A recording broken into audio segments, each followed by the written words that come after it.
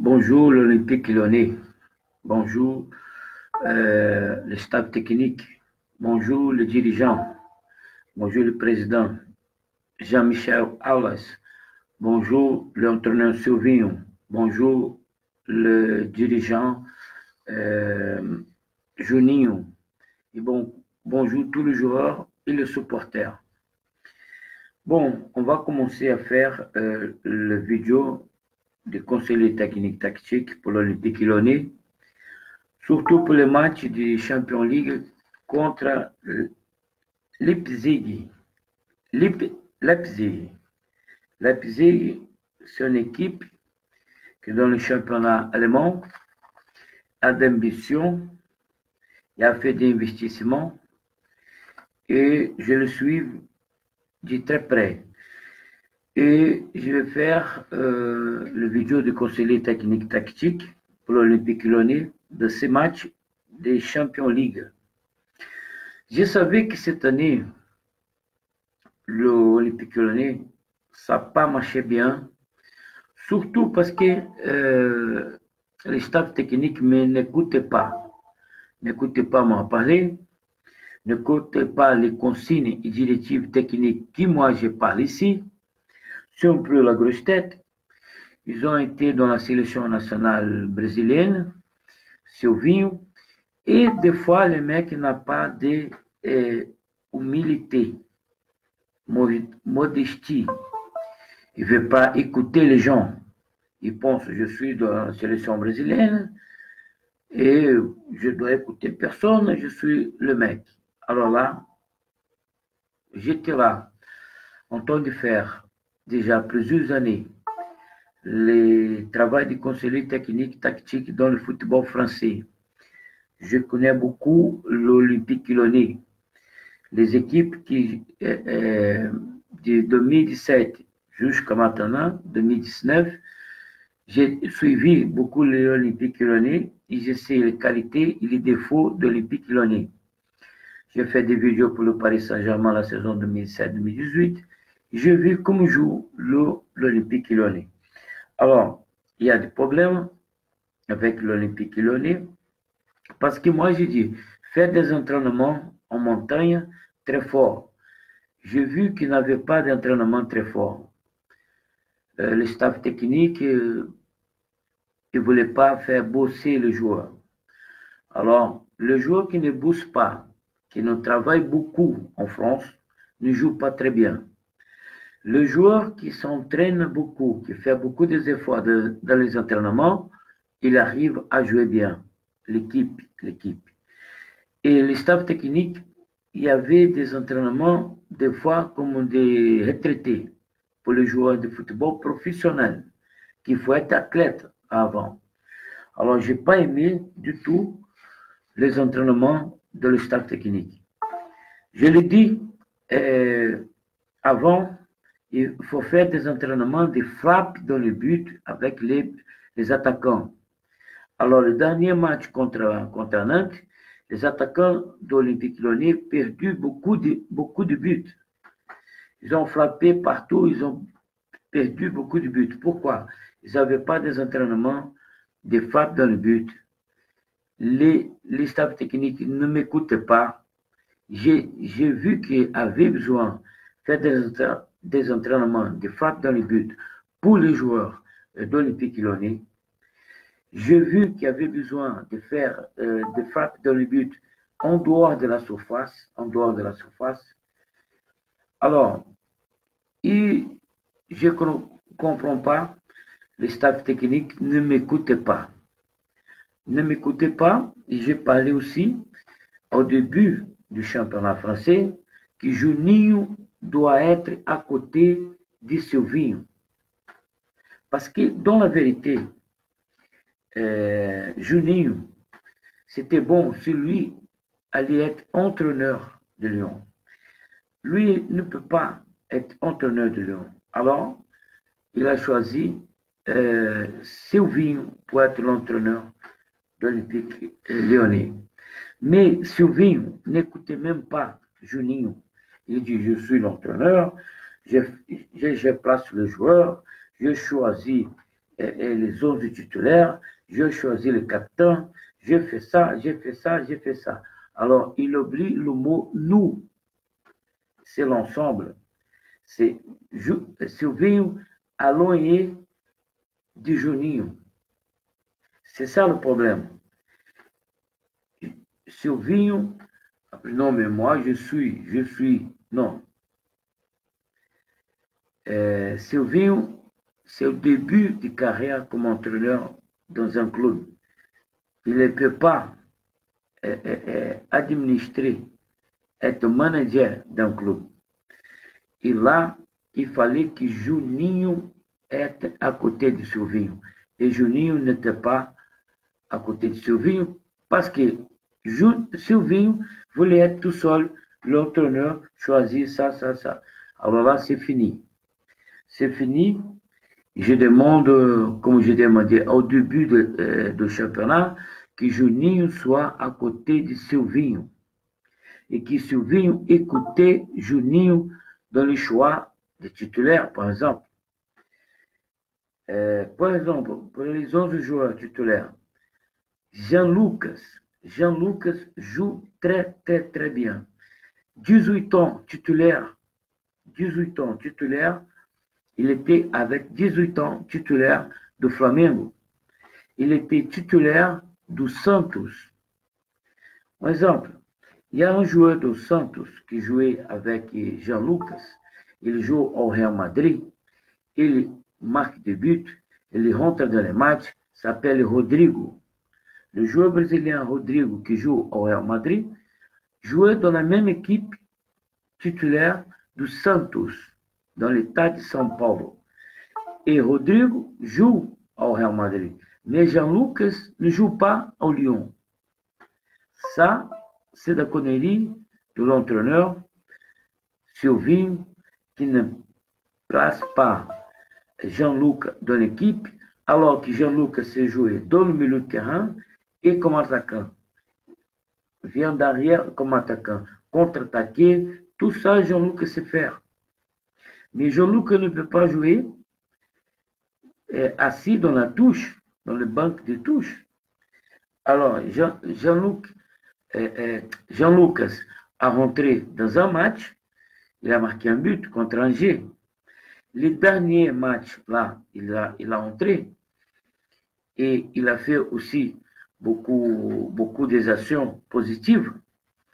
Je demande à Juninho, à Jean-Michel Wallace, qui obligeait Silvinho à mettre dans l'équipe Jean-Lucas. Ou alors, Silvinho est raciste. D'accord? Parce que ça ne va pas. Ça ne va pas. Un Brésilien entraîneur ne place pas dans l'équipe un joueur brésilien qui joue très bien à Flamengo, à Santos, qui a marqué des buts, qui fait tout. Alors, Silvinho, vous êtes obligé à faire jouer Jean-Lucas.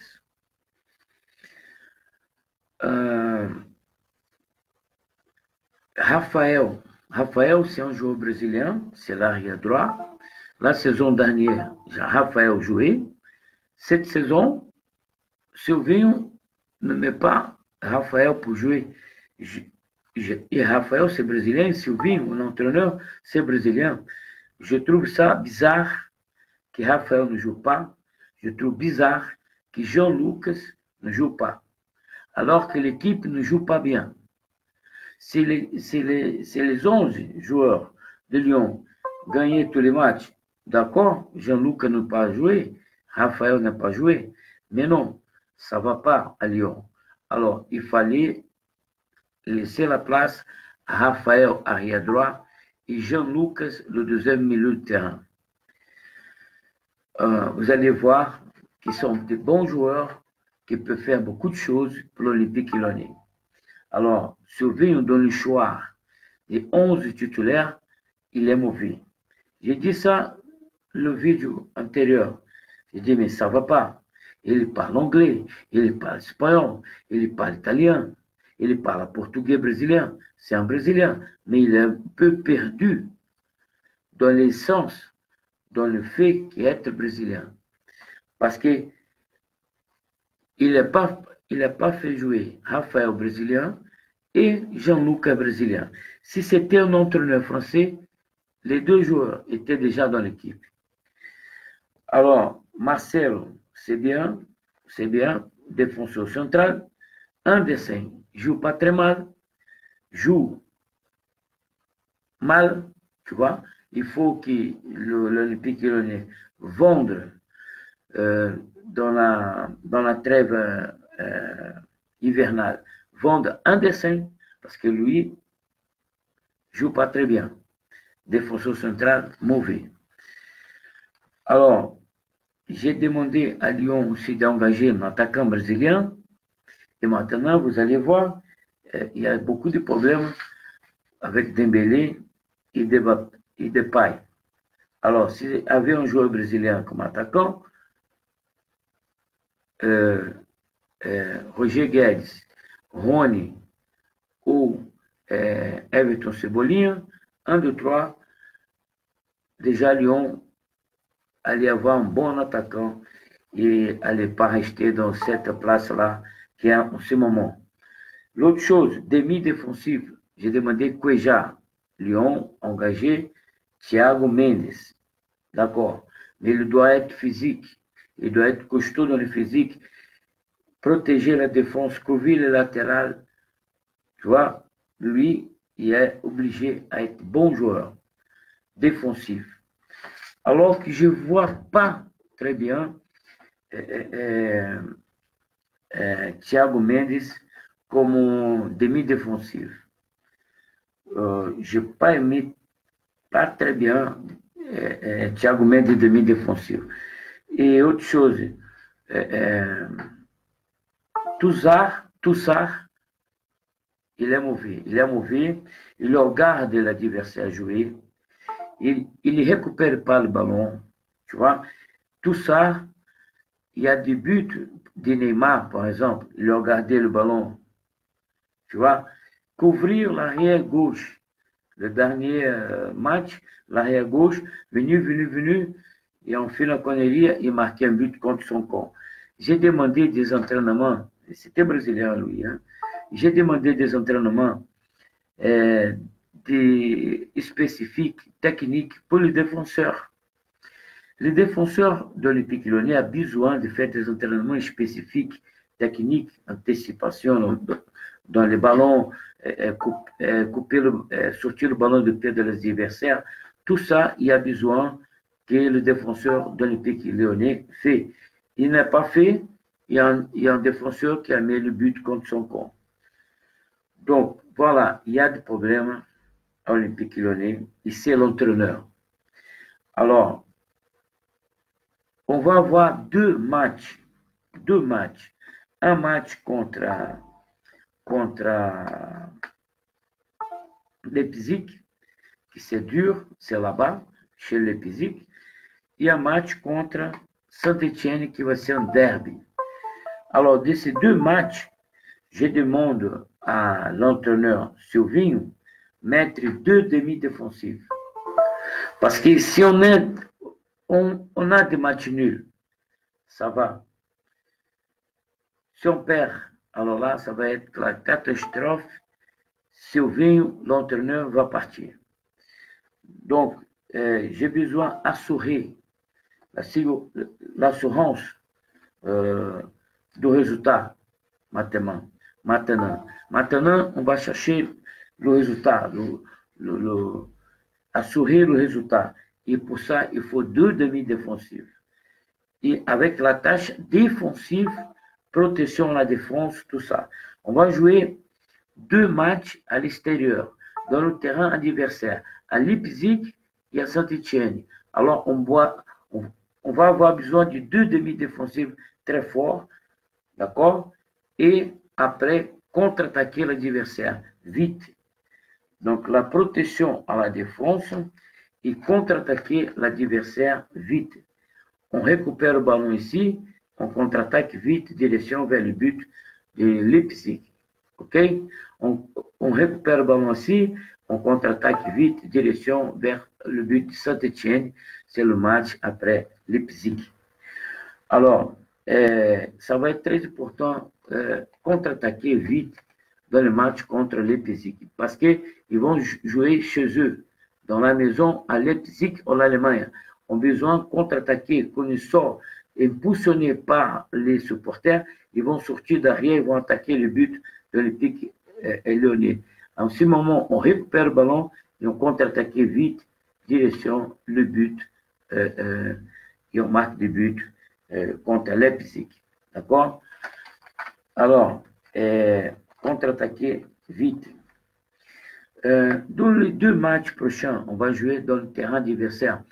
Je demande à les joueurs de l'Olympique lyonnais qui défendent comme des sauvages, défendent comme des guerriers sauvages et contre-attaquer avec intelligence. D'accord? Contre-attaquer avec intelligence. On va jouer dans le terrain adversaire les 2 prochains matchs. On a besoin d'un schéma tactique qui donner protection à la défense et contre-attaquer vite la défense adversaire. Parce qu'on va jouer dans le terrain adversaire, les 2 prochains matchs. Alors, le milieu de terrain, on doit dominer le milieu de terrain de Leipzig.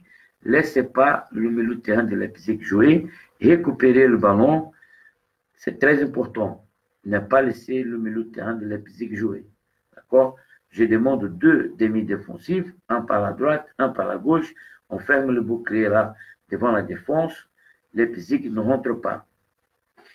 Alors, avant de continuer, je vais faire ici la qualité et le défaut de Leipzig, le club qu'on va jouer le match très important Champions League. Leipzig, il attaquait l'adversaire pas le milieu. Il n'est pas le milieu. Il n'attaque pas par les ailes latérales. Il attaque pas le milieu. La défense de Leipzig est faible dans les ballons aériens. Dans les ballons de la tête, ils sont pas bons. Le gardien ne sort pas et le défenseur ne monte pas dans les ballons. Donc, on peut marquer des buts de la tête. La défense est faible dans les placements et n'attaque pas le joueur, le porteur du ballon. Alors, la défense de Leipzig, c'est le côté le plus mauvais de l'équipe. La défense, c'est le joueur adversaire, il y a le ballon, ils sont attentifs, ils regardent, fait rien. Alors, la défense de Leipzig donne de l'espace à l'adversaire. Pour dribbler un, l'autre fait les triangulations 2-1, 2-1, on touche dans le copain, on recevra le ballon devant, on frappe dans le but. On peut faire des triangulations devant la défense de Leipzig. L'équipe de Leipzig, c'est une équipe jeune, une équipe, il n'y a pas de joueurs très âgés, à part le gardien du but. Alors, dans la 2e mi-temps, l'équipe de Leipzig, le rythme baisse. Tu vois, c'est une équipe très jeune. Alors, dans la 2e mi-temps, on peut faire des résultats aussi. Manque d'expérience à Leipzig. Leipzig, c'est une équipe qui manque d'expérience. Il veut gagner, tout le monde devant, laisse derrière des trous que l'adversaire peut contre-attaquer et aller tout droit dans le but. L'équipe de Leipzig aime beaucoup attaquer. Il n'aime pas défendre. Défendre pas très bien. Dans le milieu de terrain, pour la défense de l'équipe de Leipzig, c'est pas bon. C'est pas bon demi-défensif, c'est pas bon à droite et à gauche, c'est pas bon libéraux, c'est pas bon stopper. Tout ça, c'est pas bon gardien. Alors, on doit faire très attention. On doit frapper dans le but de Leipzig, dans les angles. Voilà, dans les angles.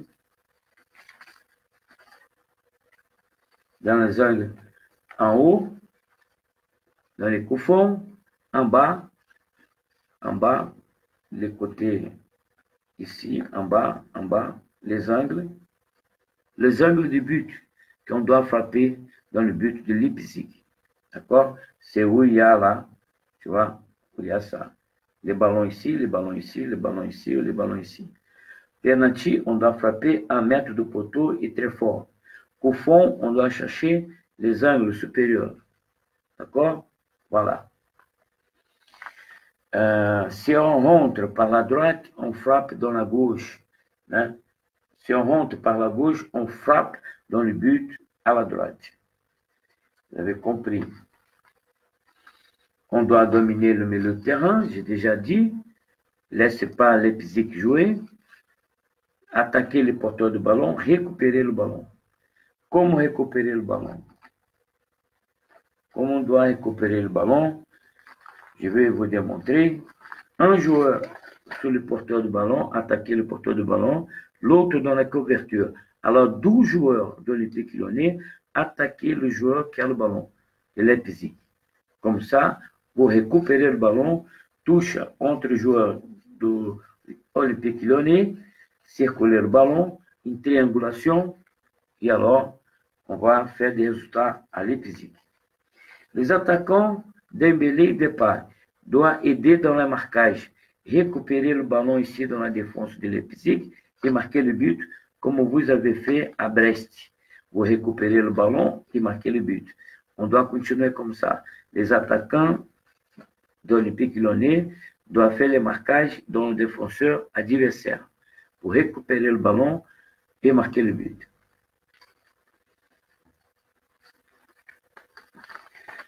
Bon, l'Olympique Lyonnais, il est là à Leipzig. On doit jouer avec 2 demi-défensifs. Alors, c'est tout ça et aussi Thiago Mendes. Tout ça et Thiago Mendes. Toujours dans la tâche plus défensive et protection à la défense. Jean-Luc, c'est soit le 3e joueur milieu de terrain. Et devant, Depay et Dembélé, et je laisse le choix à l'entraîneur choisi